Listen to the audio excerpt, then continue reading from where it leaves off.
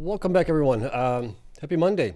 So Bitcoin's up today. Miners had a really great day. IREN was pumping really good today, getting up to over 10% on gains, but then it came back down a little bit, closed a little bit below that, but not a big deal there. We have news from Trump on AI data centers and electricity usage. They are going to be paying more for it, I guess, so that people around the communities and areas that the data centers are at won't have to bear the burden of having increased electrical rates. So that's a good sign there. What else do we have here? We got Cango reporting along with Bitdeer reporting their production updates for December. We'll also take a look at the latest short data that we have on the miners here as of December 31st. So we have that to go through. Some good news stories as well. We got Meta talking about building out like crazy here. That could be a good sign for some of the companies here. IREN, Cypher, Hut 8 possibly as well. Others as well in this space. So those are all really good things. It's just another one of those little pins, I guess you could say, in our projected ascend. Yeah, I think it's ascend. Going forward with these companies here going forward. So that's all great news there. But before we get into all that, we have to go through this. As always, not financial advice for entertainment only. Do your own research. Full disclosure below that. Hit the like button if you would be so kind, and subscribe if you haven't already. But let's take a look at what's going on here with Bitcoin. Bitcoin had a wild day. It was up, it was down, it was kind of in between, but it finished out in the green here nonetheless, so that was all good. So Bitcoin today was up a little bit. It was up 0.35%. We got to a high today of 92,406. So we've had at least 2 green days here in a row now. That might be a good sign here for us. We're into Tuesday territory now as well. We're up a little bit as well, 0.14% on that one. We're currently at 91,316, which is looking good here. Markets overall, we're in the green. Ethereum was in the green as well. Dow Jones was up a little bit, 0.17% there. NASDAQ was up also 0.26. S&P was up 0.16. And the Russell was up 0.49% there. Ethereum today was up. Sorry, I thought Ethereum was up, but it looks like Ethereum was down today. At one point it was up. I didn't check it lately, but so it looks like it was down. Ethereum was actually down 0.86%. My apologies on that one. Bitfarms had a great day today. It was up 8.21% here. It is now above the, I'm not even sure which line this is. I think it's the 50 SMA here and also the 100 SMA. So we have those two crossing here, and Bitfarms just got above that. Bitdeer was up also nicely today, 6.6% there. Cango was up 6.08% after being down in the morning hours and then finally coming back up in the green here. Cypher was up also 6.31%. That one is above the 50 SMA also. Cleanspark was up 3.01%. It was at like 5% at one point, almost 6%, and then came back down here. CORZ was up a little bit, 1.98% after being up much higher, then coming back down. Hive was up 4.5%. Hut 8 was up 1.75%. Interesting tidbit, if you're on X, you might have seen some posts about Hut 8 building out in Batavia, Illinois, which is about half an hour away from where I live. And if you don't know Batavia, Batavia is also the home place of Fermilab. Fermilab, which just has the, what is that called? The accelerator, it's not proton accelerator, but they have the accelerator there. It's a national facility, but they're looking to build out a data center there for like 15 megawatts, which is kind of interesting there. So I may have Hut 8 in basically my background here, which is kind of cool at the same time, but it was up a little bit today, 1.75%. IREN was up 9.34% to close the day. It was up over 10% at one point. Mara was up 4.21%. Riot was up 7.38%. Wolf was up 5.42%. So all of the miners were in the green here today, which was a nice day there. The Bitcoin holding companies or treasury companies, MicroStrategy was up 3.11%. Strategy bought some more Bitcoin there. We'll talk about that as well in a second. Galaxy was up a little bit, 2.1%. Block was up 1%. Coin was up almost 1% as well, 0.91 there. Metaplan was actually down 2.59%. We got Exodus being up 11.69%. Now it's starting to finally bounce a little bit here because this thing has been on a downward spiral here for a while, and it's finally starting to come back to life a little bit. So that's a good sign there for that one. Next, we got Nexon being up also 1.61%. This thing just keeps battling with, it looks like the 4,000 something mark there, where was the high was 4,137 prior, and the prior one was 4,129. So it's battling with that right now. And this thing has been, on a nice ascent here going forward compared to the other Bitcoin treasury companies here. Semler was up 16.21%, also had a good day. Phoenix was flat more or less. GameStop was down 1.18% there. Small miners had an okay day except for Argo. Argo, for some reason, was up 21% today. Not sure why. I don't think there's any kind of news on that one. I think it's just a little, I would say a little bit of manipulation happening on that one. Other companies did pretty good here. Mawson was also down 8.89% on the day. The ETS for the miners had a good day, 2%, 2.4, 3.6, 3.0, 5.58 there. And Ethereum holding companies also were in the green here, even though Ethereum was down here. So BMNR was up 3.56, BitDigital was up 3.65, BTCS was up 1.04, Game was actually down 0.66, and SBET was up 2.4. Other companies that we look at here as well. American Bitcoin was down 0.55%. A little bit surprised by that one with everything else being up in the green. We had also Wi-Fi being up 5.42%. Open was down 3.7% there. Oracle was up 3.1%. Nibius was up nicely, 9.6% there. Soluna was down 1.2%. Back up at a vengeance there. It was up 18% today. Fermi was also up 12.96%. Who else do we have here? Meta was actually down 1.7% on the news that came out. I was a little surprised by that. Google was up 1.09%. Google partnered with Apple here. Apple's going to be using Google's Gemini to power their Siri AI agent, I guess, or AI, whatever they're calling it there. Amazon was down 0.37%. Microsoft was down 0.44%. Nvidia was up just a little bit, 0.04%. And that is it to round it all out here. If we look at how the miners are doing here after hours right now, as it is, let's see here. Bitdeer is up 0.16% here. Bitfarms, refresh that is down actually 1.65%. And Cango is actually up 0.46%. Cypher is right now down 0.11%. Cleanspark here after hours or pre-hours is up 0.33%. CORZ Scientific is up 0.63%. Hive Digital is, let's see where that one's coming in at, down 0.62%.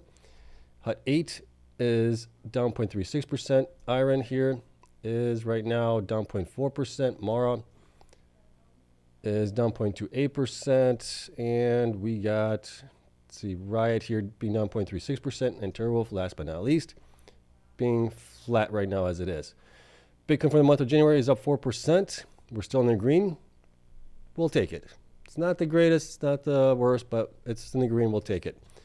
As far as the Bitcoin ETF inflows, outflows here, right now we have inflows of 187 million here so far without IBIT reporting, which is BlackRock. So we'll see how that goes. And then going into the good news stories that we do have here, strategy, but obviously a heck of a lot more Bitcoin here. So they have acquired 13,627 Bitcoin for 1.25 billion at roughly 91,519 per Bitcoin. As of 1/11, so as of yesterday there, they currently hodl 687,410 Bitcoin acquired for 51.8 billion or an average price of 75,353 per Bitcoin. That, I mean, these guys are relentless. Whatever you want to say about them as far as stock performance here over the last year, year and a half to maybe 2 years, has not been, I think it's been since 2024 when they peaked at around, what was it, $540, I think, a share. After that, the stock has not done anywhere near that greatly, but they keep buying up Bitcoin, which is great because that takes it out of exchanges, it takes it out of other people that would be selling it, and they just keep stacking onto it. I mean, they are a beast in this space as it is right now.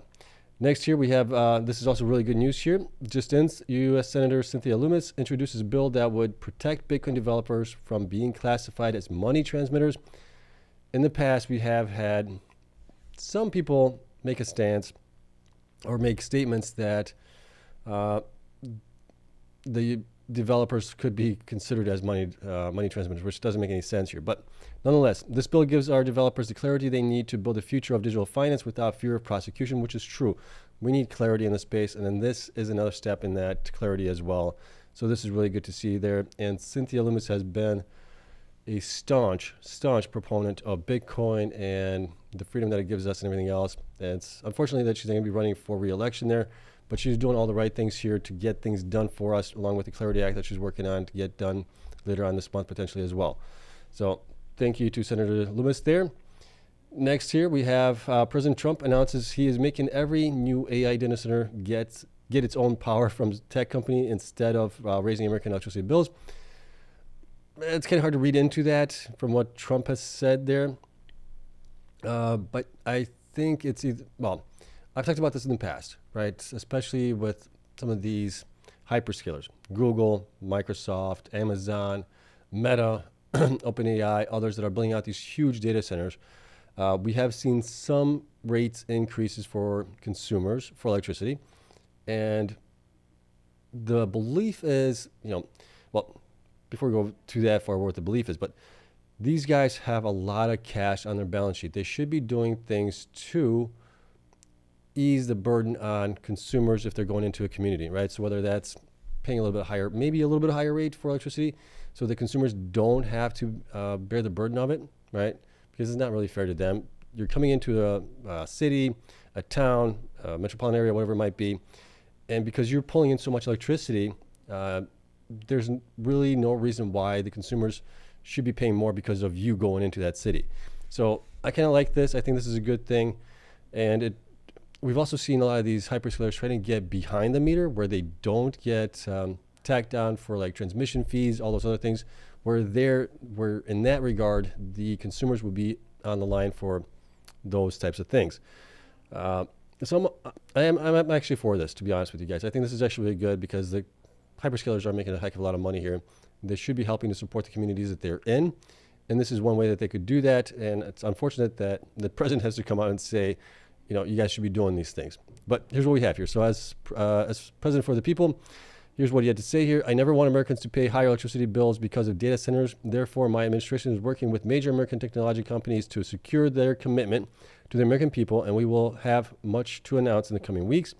First up, Microsoft, who my team has been working with, and which will make major changes beginning this week to ensure that Americans don't pick up the tab for their power consumption in the form of paying higher utility bills. We are the hottest country in the world and #1 in AI.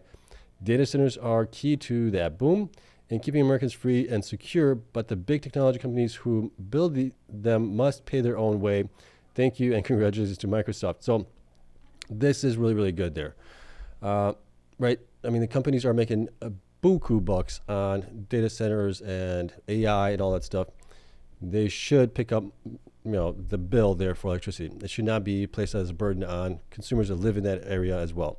So I'm for this as well. It should be, if you're using up all that megawatts, you should be paying for it. It shouldn't be spread out across the community there. That's just my take there. So I think this is great news, but it also means that companies will be looking to get with maybe small modular reactors for energy, whether it's going to be that or whether it's going to be wind, solar, or natural gas. A lot of these guys will probably build out their own little power plants to power these AI data centers, which I think is possibly the right path going forward, and also maybe help out with local communities and not having them pay a large portion of that bill. So I'm all for that. Next here, we got breaking. Nvidia and Eli Lilly just announced a $1 billion AI lab to reinvent drug discovery. We talked about this many, many times as well in the past, where my thoughts are the biggest gains in AI will come in the form of much, much better drug discoveries, much better drugs, much better lifespans for humanity as well. These are all things that are going to be a very, very good net positive for humanity. I'm all for this. This is wonderful. And one of the things I've said about pharma companies, looking at the ones that are going into AI and utilizing AI to build out their portfolio of products and possibly come up with new cures and things like that. This is, oh my gosh, this is such a great thing to see happening here.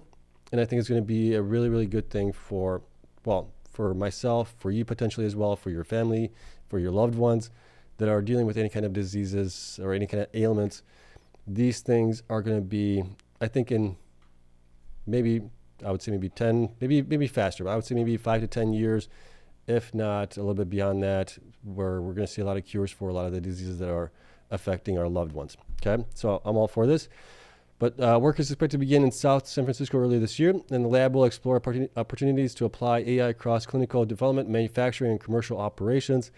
Those are all great things there. So keep an eye on Eli Lilly. I'm not sure how it did today, but keep an eye on those kind of stocks that are getting into AI for drug discoveries, things like that as well. All right, next here we have this. Meta is launching a Meta Compute to massively scale its AI infrastructure. Zach says the plan is tens of gigawatts this decade and hundreds of gigawatts over time. And this is obviously a really, really good thing for companies like IREN, Cypher, Hut 8, TeraWolf, Cleanspark, Bitfarms, Bitdeer, who am I missing there? Possibly Riot even as well. All these guys that have a lot of megawatts already available in the short term, I think will benefit from this. And then eventually beyond that, we're going to be scrounging up for megawatts going forward. So here's what Mark had to say. Today we're establishing a new top-level initiative called Meta Compute. Meta is planning to build its tens of gigawatts of this decade and hundreds of gigawatts or more over time. How we engineer, invest, and partner to build this infrastructure will become a strategic advantage. This effort will be led by Santosh, Jana, I can't pronounce that name. I'm going to call him Santosh J, and Daniel Gross. Santosh will continue to lead our technical architecture, software stack, silicon program, developer productivity, and building and operating our global data center fleet and network. Daniel will lead a new group responsible for long-term capacity, strategy, supplier partnerships, industry analysis, planning, and business modeling. They will work closely with Dina Powell-McCormick, who just joined Meta as president and vice president to work on partnering with governments and sovereigns to build, deploy, invest in, and finance Meta infrastructure. I'm looking forward to working closely with Daniel and Santosh, Dina, and their teams to scale Meta Compute and deliver personal superintelligence to billions of people around the world. So Meta is behind the big guys right now when it comes to AI. So you're talking about OpenAI, Anthropic, Google Gemini, xAI with their Grok. I'm trying to think of who else am I thinking of that I might be missing out here. I think those are like the top players right now in the space. They are behind. And the one way they can maybe compete in the space is providing the compute needed for governments, for sovereigns, for organizations, companies, things like that. But nonetheless, right, they're already planning on hundreds of gigawatts. I mean, right now we don't have that available. Right now what we do have is maybe, in the companies that we track at least, we might have roughly maybe 20 gigawatts available in the next 2 to 3 years or so. And that's maybe, that might be even generous there. I think from the big guys, I mean, we're probably looking between 10 and 20, I would say. 10 to 20 gigawatts available in the short term, right? But if you're talking about hundreds of gigawatts, there's going to be a lot of changes happening in possibly the United States, all across the world as well, where data centers are going to be using up a lot of megawatts, which then means you're going to need to build out power plants, all those other things, whether those are nuclear, whether those are natural gas, wind, solar, all those things are going to be having to play a portion of that. I think also battery technology is going to have to definitely help out in that regard, because we're obviously seeing battery technology having a huge impact on just the quick response that you need sometimes from running these AIs. We've seen it with xAI, they've been talking about it as well. We've seen it with others where they're using that technology to kind of bring in that like a gap fill almost. So it'll be interesting. The next 5, 10, 20 years is going to be very, very interesting. Luckily enough, I'm still young enough, I think, where I might be able to witness that. And if we get, obviously, technological advances in medicine through AI and things like that, maybe I can live another, 50 years or so, something like that. Whereas my life expectancy now as a male is right around, 70 some odd years, 70 to 80 years at best.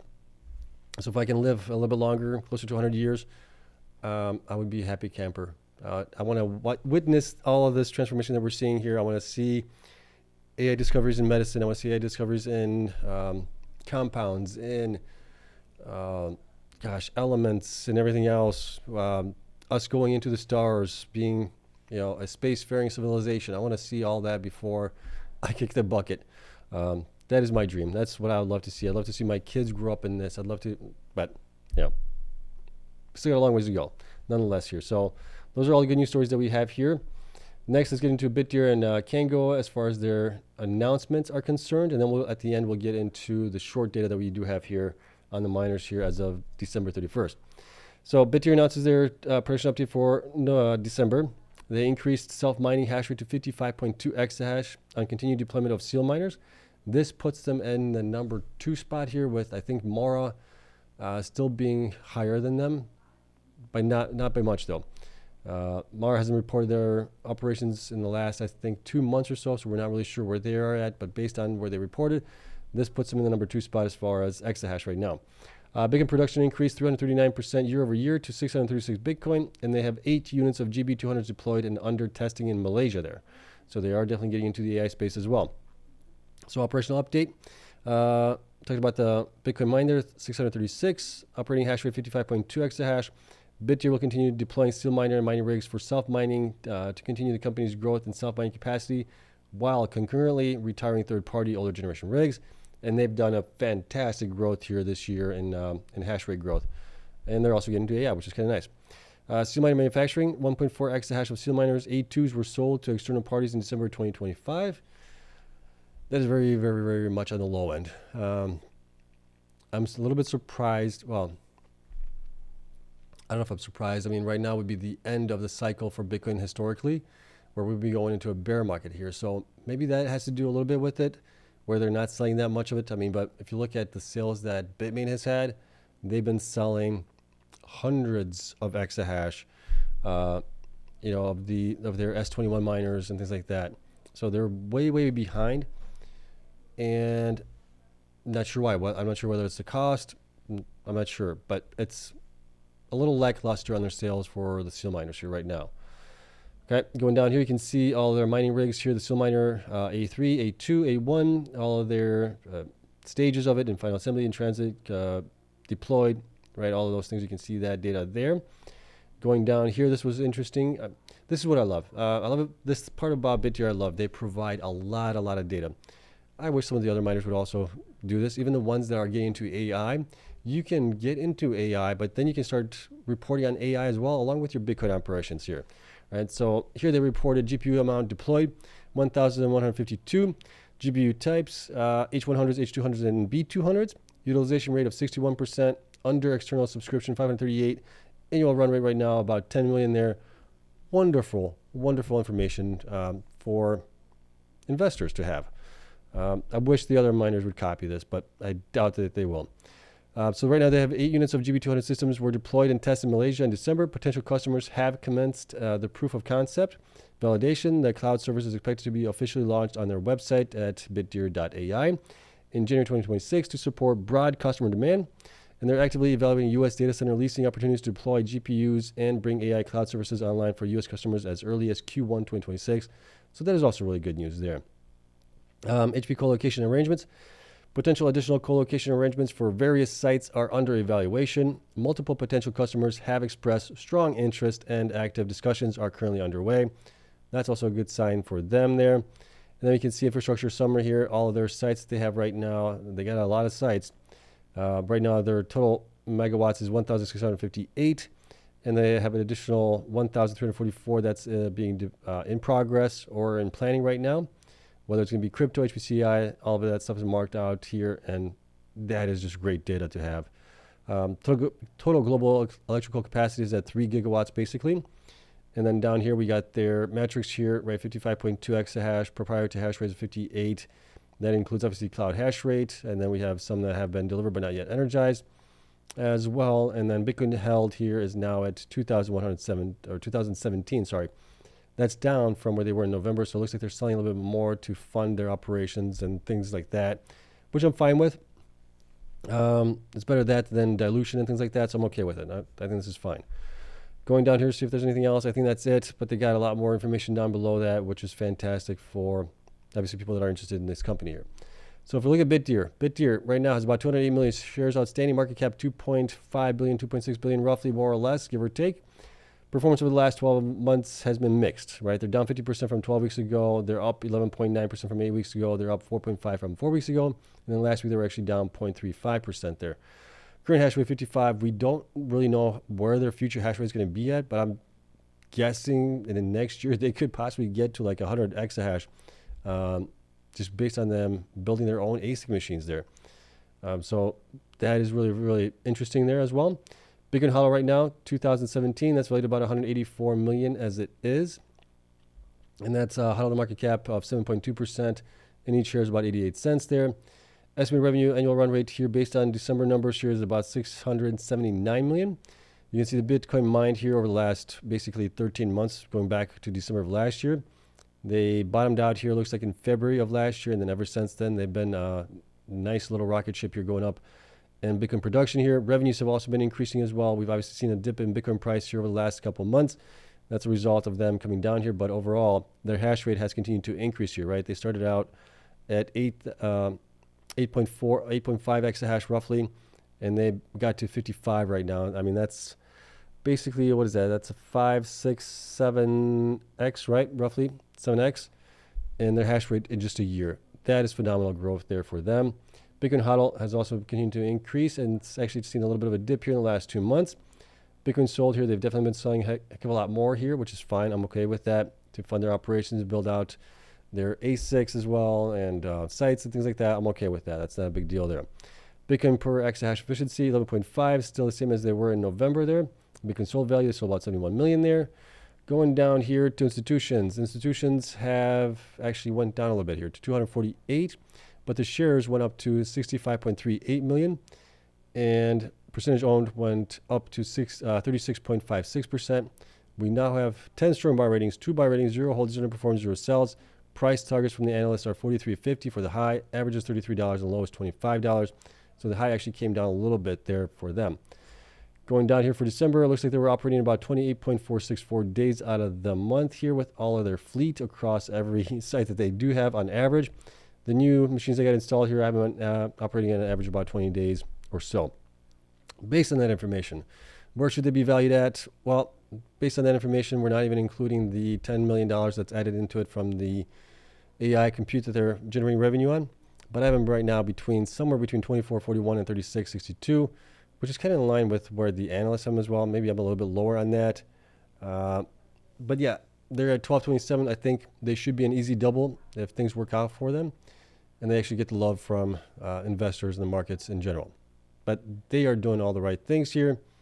I think they should be valued higher from where they are. Time will tell if they actually get up to that.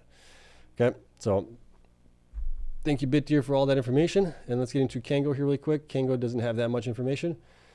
They provide a pretty simple PDF here. So number of Bitcoin mined here was 569. Nice increase from November, which was 546.7. Average Bitcoin mined also increased a little bit to 18.35. Total number of Bitcoin held is now 7,528.3. They pretty much, well, they do HODL everything that they mine as it is right now. Deployed hash rate is still at 50 exahash, and their average operating hash rate was 43.36. So still really good overall. So if we look at Cango here, Cango has about 383 million shares outstanding, roughly 384 if you round up. Market cap is at 602 million right now. Performance over the last 12 weeks has not been great, but hasn't been great for many of these guys here. They're down 30% roughly from 12 weeks ago, almost 15% from 8 weeks ago. From 4 weeks, they're down 4.5%, and last week they were up almost 5% there. Current hash rate, 50 exahash. Future hash rate pretty much fully installed right now as it is. Their megawatts that they own is about 50 megawatts. The rest of the infrastructure there is hosted for them. They have 7,528 Bitcoin. That's valued at 687 million right now as it is.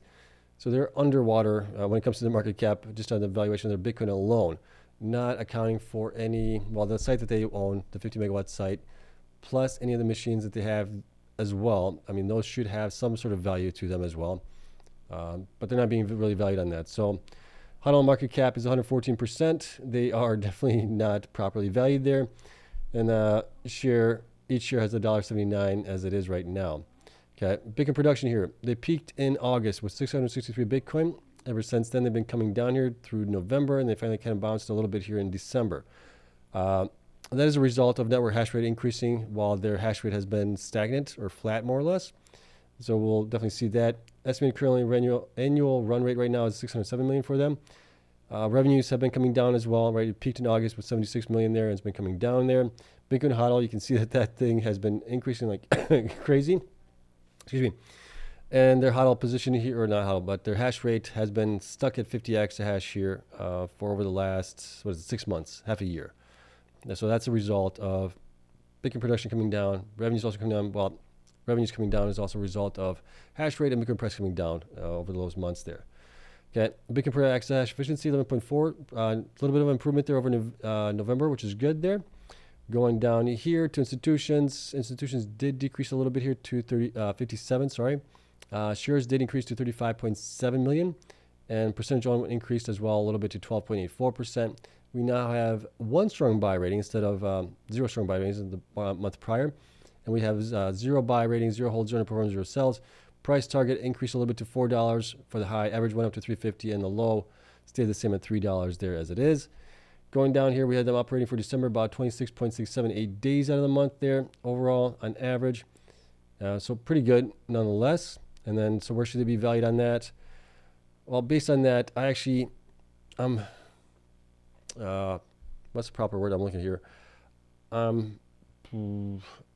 Reducing their potential mainly because they are so asset light. Okay. So I'm giving you quite a bit of a discount here at P8. So I have them between $1.90 and $3.16. Definitely a little bit on the lower end here. Looks like the analysts are thinking a little bit higher here. But I think with them being so asset light and only having 15 megawatts that they own, I think that is viewed by investors negatively. And so I think they need to continue to possibly buy more sites up for their own mining, for AI, whatever they're going to get into as well. I think that's also going that way. But overall, I mean, what can I say about Cango? Small, right? They have a small team there, asset light, operations, pretty good overall. Not much you can complain about that. The only thing I wish there was that they would buy more of their own sites, get a little less asset light than they have been here, at least in the past year. And we really do have only like a year of data on them right now because they started mining back in, I think it was December of last year actually, when they started buying up Bitmain machines as well. So we've seen this also play out by Mara. If you recall, Mara did the same thing where they were asset light for a long period of time, and then they finally, back in 2024 and into 2025, started making acquisitions of the sites for their own use there. But even that like hasn't done that well. So something to think about there. Okay, but that's it on that. And let's take a look at the latest short data that we do have on these guys here as of December 31st. This was updated today. We got the data. So here's what we have here. We got Marathon still, huge number of shares being shorted there, 103.8 million. Then you got TeraWolf, Cleanspark behind that, Bitfarms, CORZ, Riot, IREN, and Cypher. Kind of in the middle range there, around 50 million shares or so. Then you got Bitdeer, Hive, Hut8, and Cango being the lowest, but they're also the lowest value right now as it is. And then percentage of average floated short, we have TeraWolf being the most shorted there based on the float that they have, 36%, followed by Cleanspark at 32.78%, Marathon at 28% roughly. Then we got CORZ at 21.25%, we got Bitdeer at 20.65%, IREN at 20.17%. Then we go down to Hut8 at 17%, Cypher at 15.52%, Riot at 14.72%, Bitfarms at 13.6%, Hive at 7.2%, and Cango 3.58%. Down here we can see the share shorted value versus the market cap. The market cap is in blue, and the purple are the value in shares shorted there. You can see that data there. Number of shares shorted changed from last time, so going back about 2 weeks when we last reported this, we can see that a lot of these guys have actually had a decrease in the number of shares shorted there, except for Hut8, which increased by 1.73 million. CORZ increased by 1.32 million. Cango stayed basically flat.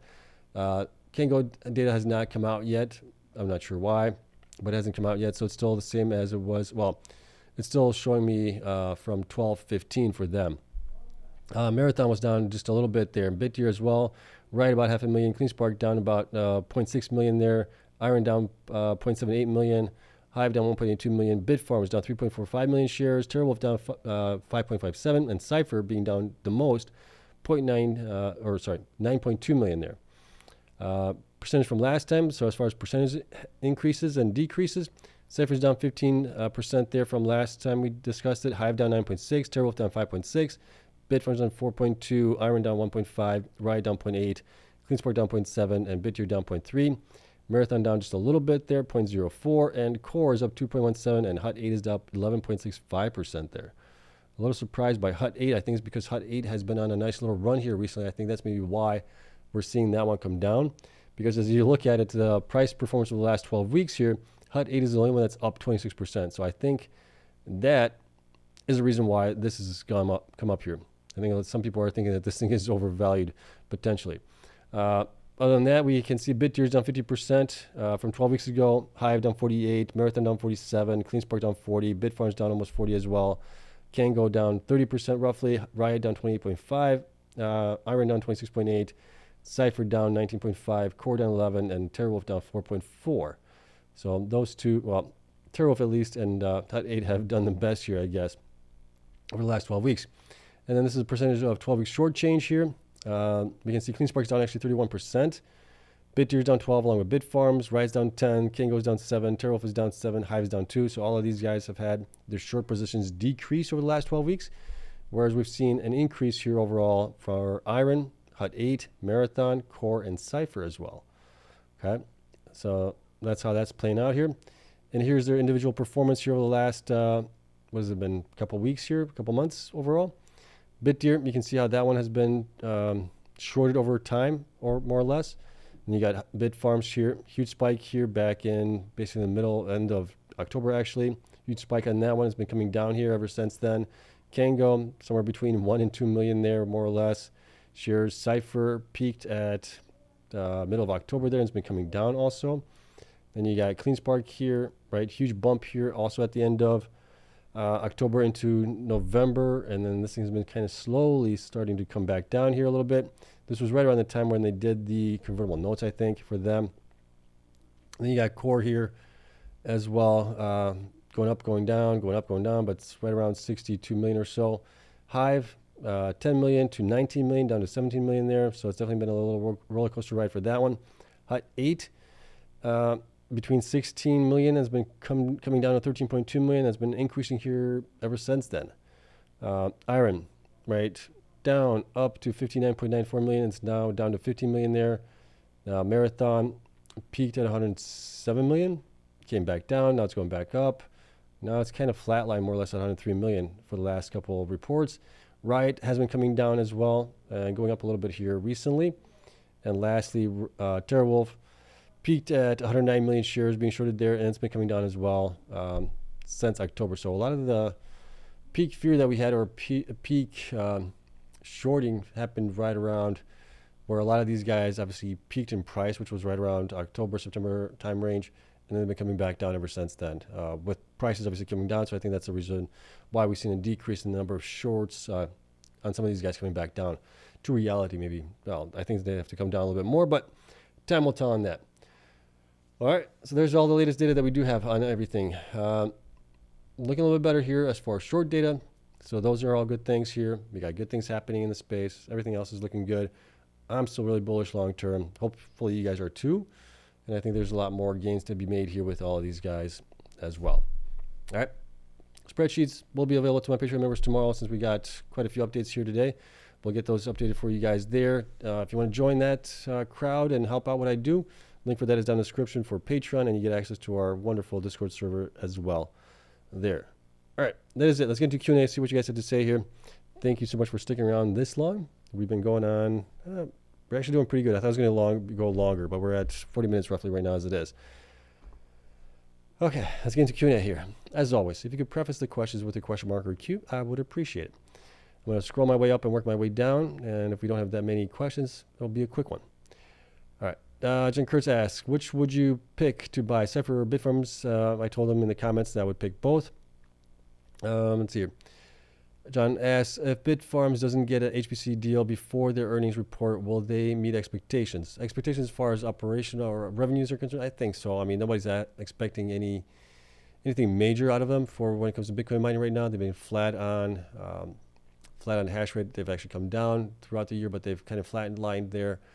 So I think the expectations are not that it's going to be great or they're going to see big leaps or something like that. And I think a lot of this... a possibility of a deal for them is not until maybe in the second half of 2026. At least that's the way I'm thinking of it right now. Right? If we get a deal in the third quarter, fourth quarter, whereas they're getting close to building out their Washington site, that's kind of where I'm looking for that at that point. Okay, let's see here. Pete says hi. Kamikaze also says hi. Seb bought 16,000 more Bitfarms stocks today. Very nice, nicely done. Pete says finally a nice day for us. Yes, it is. Tej is back here. Hi, Tej. Neil to the moon. Dragos. Seb. Sebastian, I'm in Chicago, 15 north of downtown on the lakefront. Very nice. I'm about an hour west from downtown Chicago. Okay. Real Ruggedy says, haha, look at the size of Argo's float.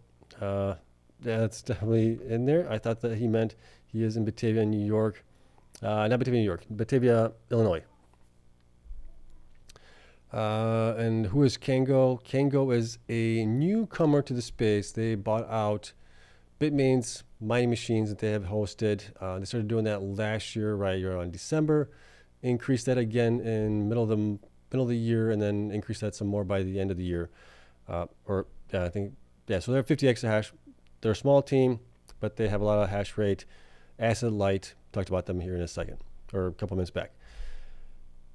All right. Let's see.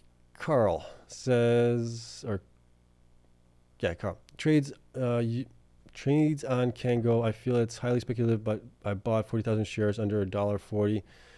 Okay. It's very speculative. Like I said, I think it's Chinese based too, right? They used to be a Chinese financing company for automotives, for used automotives or something like that. Correct me if I'm wrong there, but I think it was something like that. All right. Let's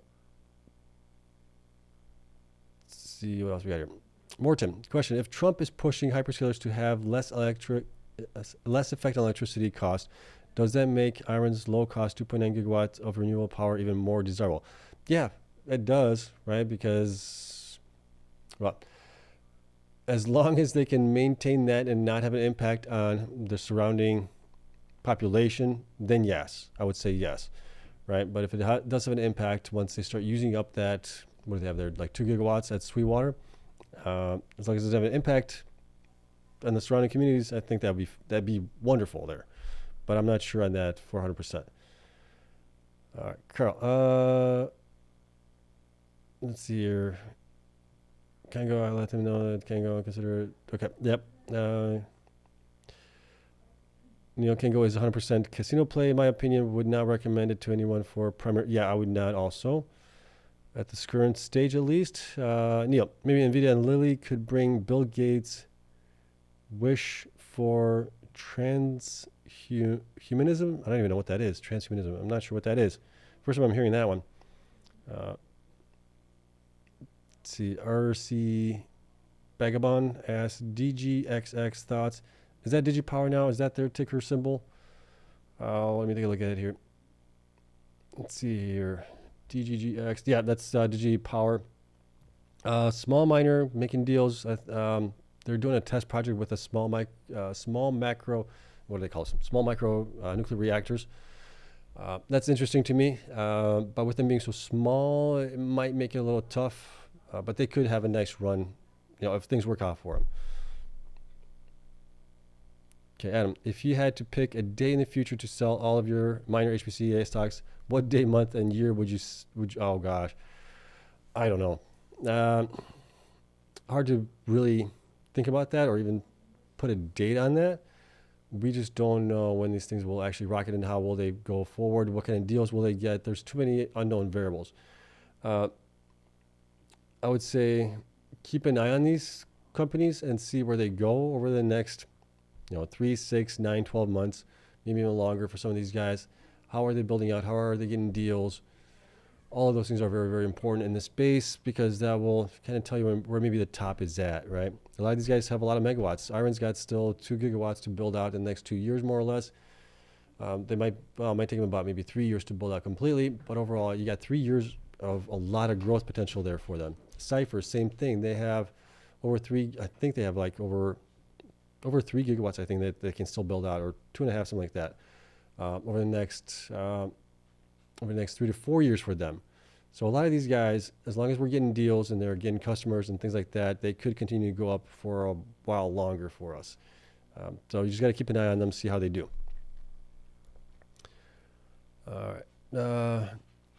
I can't, let me see. K, I'm going to call you K. Bitdeer executing like no other, given their hash growth success. No one should doubt their HPC aspirations. They will be up there with IREN. Time will tell on that. Right, IREN is so far is a unicorn in the space right now as it is, compared to all the other guys here in the space. Can somebody emulate them to the same extent? Possible. It's not another question there, but only time will tell on that one. So I hope they do all the right things. KS, do you think Core Scientific are cooking up some more deals? Been very quiet, hoping for $50 stock like IREN and HUT. Core, they after the failed buyout by Core Weave, Adam there mentioned that they are looking to grow more, but it's been over, what has it been now? 2 months, 3 months roughly? Like 2 months. And we haven't heard anything else from them really since then. So maybe they are looking at some things, but we're seeing other companies being more active out there. We're seeing Hut 8 kind of going all across the United States trying to find sites, right? They're getting a little 50 megawatt site here in my home state of Illinois, not too far from where I live right now. We're seeing Cleanspark getting sites in Texas. We're seeing, Cypher getting a site in Ohio, I believe, as well. I mean, all of these guys are looking to, are buying up sites, and Core has been kind of quiet. Not sure why. Maybe they are working on something big there. My dad still owns a lot of shares there. I hope it does go up to 50 for him. That would be a nice retirement package for him at that point, if it did go that high. But yeah, I mean, I wish them all the best. It's your Midwest Island says, is IREN just a fake pump today? We don't know, right? It went up nicely, went up over 10%. Obviously, the rumors of them getting a deal with Anthropic, I think that was out there yesterday. I mean, is this still part of it? Will this continue to go up here based on that? And, you know, do they actually get a deal or something like that? We don't know. But it's definitely nice to see that one going back up here. I think it should be valued much higher from where it is already as it is. All right. Let's see. Kate, Seb, Bitdeer stated they were prioritizing Seal Miner to self-deployment, not sales. To be honest with you, yes, they can say that, but you might say that if you don't have a lot of sales. Because if you can make money on it right now, you would do that, right? You would take the cash, get the money on that, especially with Bitcoin where it's at right now. Bitcoin's been kind of lackluster here this past year. Personally, if I was making these ASICs and I was able to sell a crap ton of them, I'd be selling them. I'd be using obviously some for my own stuff, but majority of that stuff I'd be selling, making money on that side of things. Unless they really think that Bitcoin's going to go to like $1 million in the next year. Okay, then I could see their reasoning for it, but I don't think Bitcoin's getting into that part. I think we might see 180,000 by the end of the year here if all things go well for us. And even at that point, you're going to see the hash rate continue to increase here. So I would rather take the sales on those things and use that cash maybe for AI development, data center sites, things like that. That's just my take on it. So that's why I say it's lackluster to see that they're not selling that many ASICs right now. All right. Case of sales will come when they are happy with their exahash. They only dabbling at the moment, as I assume they can only produce enough for self-use if short time frame of massive growth. That might be the case here, but I'm looking at it the other way.